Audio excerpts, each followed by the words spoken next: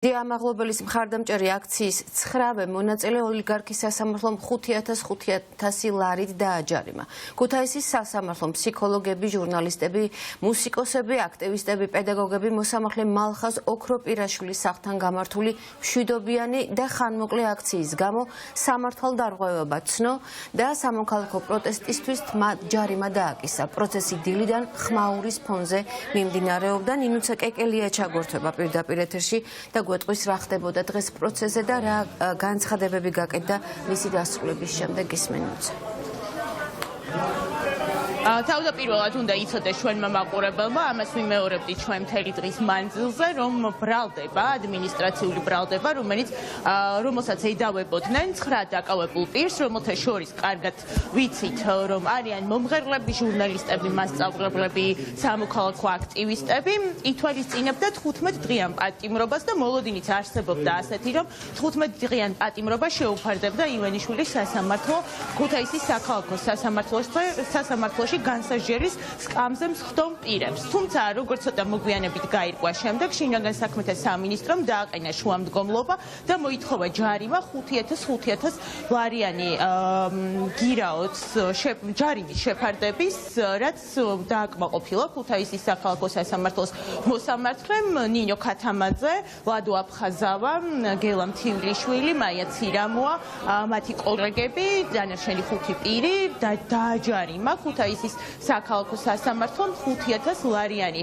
ჯარიმით, იმის მიუხედავად, რომ მათ კანონდარღვევა არ ჩაუდენიათ, მშვიდობიანი საპროტესტო აქცია ჰქონდათ არასამუშაო საათებში მოსამართლის საცხოვრებელი სახლის მიმდებარე ტერიტორიაზე, ისინი გამოხატავდნენ პროტესტსა და სოლიდარობას მზია ამაღლობელის მიმართ, მხოლოდ იმის გამო, რომ სააპელაციო სასამართლოს მოსამართლემ ოქროპირაშვილმა არ მიიღო განსახილველად სააპელაციო სასამართლოში მზია ამაღლობელის არჩევი. Ელევან ფილაური სოფლის ადმინისტრაციულ სამართალდამცავად საქართველოს ადმინისტრაციულ სამართალდამცავად კოდექსის 174 პრიმატურის მეოთხე ნაწილი და ადმინისტრაციული საფრთხის სახით შეებართოს ჯარიმა 5,000 ლარის ოდენობით. ნინო ქათამაძე ცნობილი სამართალდამცავად საქართველოს ადმინისტრაციულ სამართალდამცავად კოდექსის 174 პრიმატურის მეოთხე ნაწილი და ადმინისტრაციული საფრთხის სახით შეებართოს ჯარიმა 5,000 ლარის ოდენობით. მაია ცირამოა, ცნობილი სამართალდამცავად საქართველოს ადმინისტრაციულ სამართალდამცავად კოდექსის 174 პრიმატურის მეოთხე ნაწილი და ადმინისტრაციული საფრთხის სახით შეებართოს ჯარიმა 5,000 ლარის ოდენობით.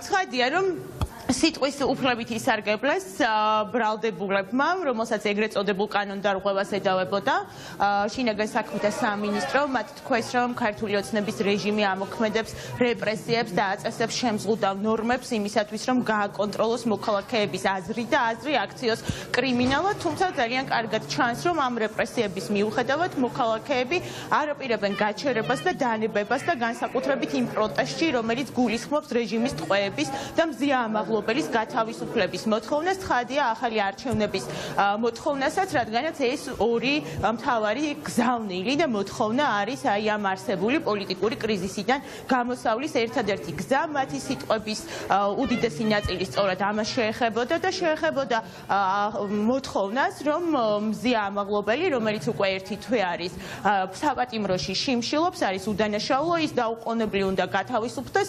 ეს სიტყვები თქვეს დაკავებულმა დარბაზში ადმინისტრაციული სამართალდარღვევით გადაყვანილმა პირებმა, იმის მიუხედავად, რომ მოსამართლე მათ მოუწოდებდა არ გაეკეთებინათ სამოქალაქო აქტივისტებისთვის დამახასიათებელი განცხადებები და პოლიტიკური შინაარსის განცხადებები.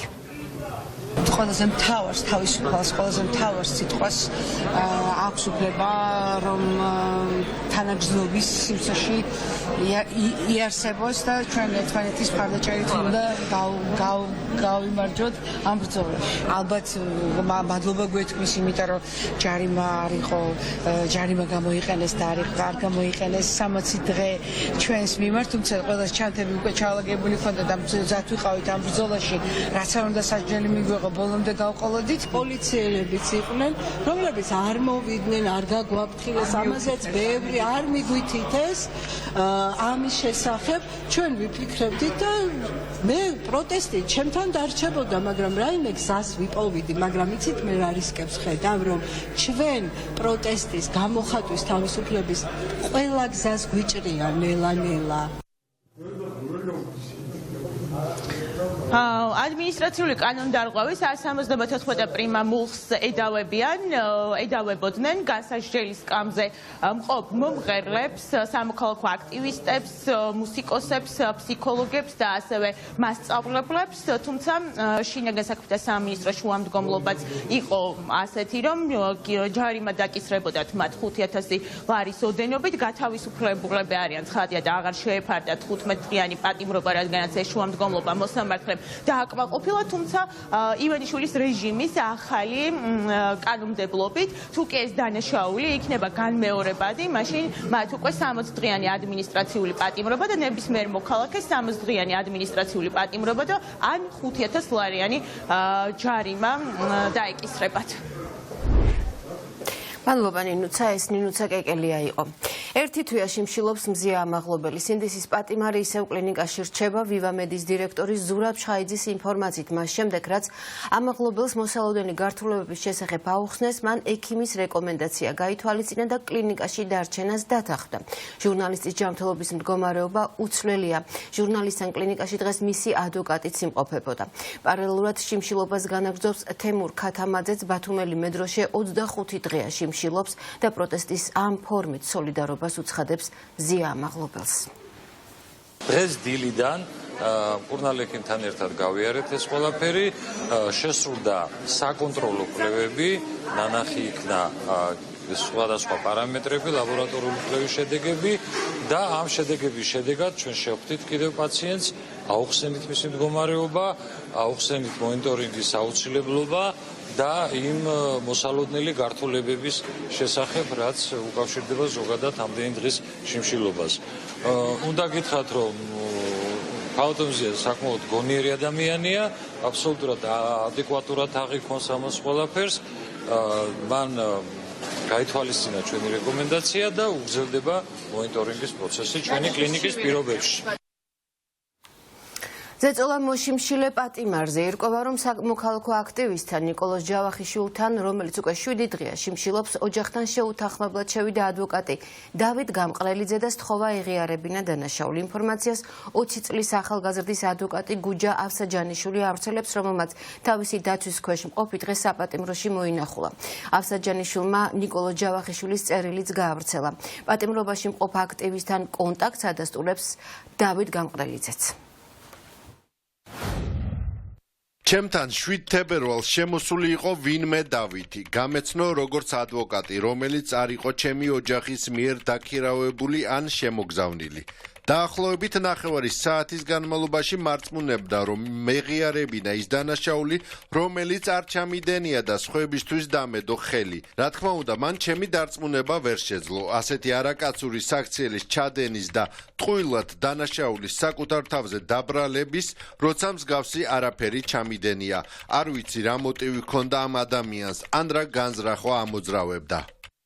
მნიშვნელოვანი გარემოება არის ის, რომ ნიკას ოჯახს ვესაუბრე, ასევე მისი საცოლე იმყოფება აქვს და მან და ასევე ნიკას მამამ და ოჯახმა დაადასტურა, რომ არანაირი არც თანხმობა ყოფილა იმასთან დაკავშირებით, რომ ეს ადვოკატი იქ შესულიყო და აღნიშნული არის პირდაპირ ეთიკის ნორმების დარღვევა და ადვოკატის ლიცენზიის შეჩერება, მაგრამ მნიშვნელოვანი გარემოება არის ის, რომ სახელმწიფო უწყებები უკვე ცდილობენ ამ გზით ებრძოლონ პოლიტპატიმრებს.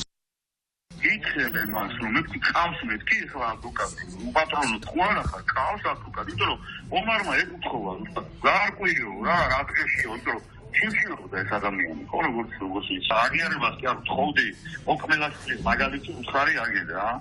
ისე არ მოხდეს ხო რომ კარგად გაიაზრეს მის ყველაფერი ხო რა რაჯობია ეხლა გარეთ სიტყვაზე იყო და გარედან ადამიანმა თუ რაღაც ხლაპუშკა გაისროლ ჯების შარხი ნაწილობრივ თქვა ისე დააკეთე რა ვიდეო მასალაშია მე შევასაც ვერ ვიმცებ მაგას რომ არა ვარ რომ ის მას ყოლია ადვოკატი ეს თვითონ მითხრა მე საუბარში რომ ვინ იცავს ყავს ადვოკატს რაცა უჯაზე მითხრა მაგრამ მე არ ვიცნობ ამ უჯას